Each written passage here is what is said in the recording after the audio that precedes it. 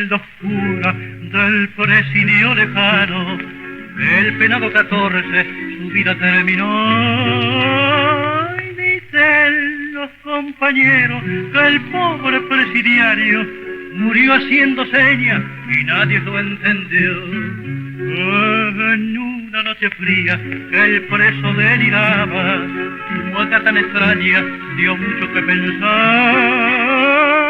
Y sin embargo nadie de tanto carcelero se acercó a la celda del que no pudo hablar. Dejó una carta escrita con frases tan dolientes que un viejo presidiario al leerla conmovió.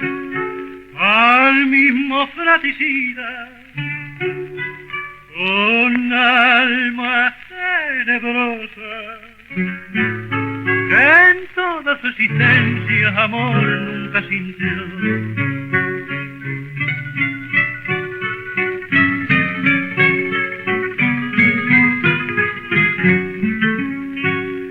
En la carta decía: ruego al juez de turno que traigan a mi madre, les pido por favor.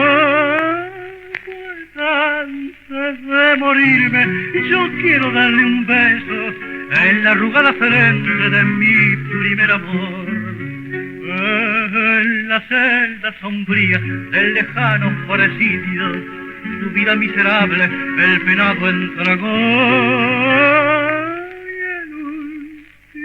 Recuerdo fue el nombre de la madre y su acento tan triste el viento lo llevó.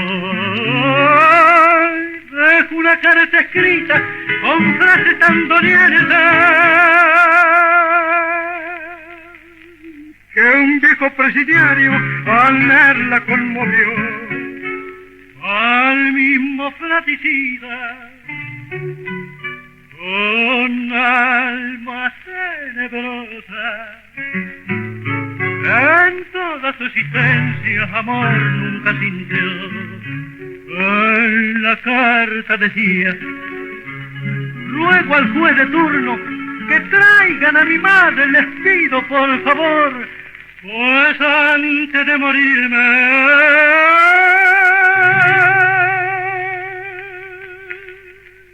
quiero darle un beso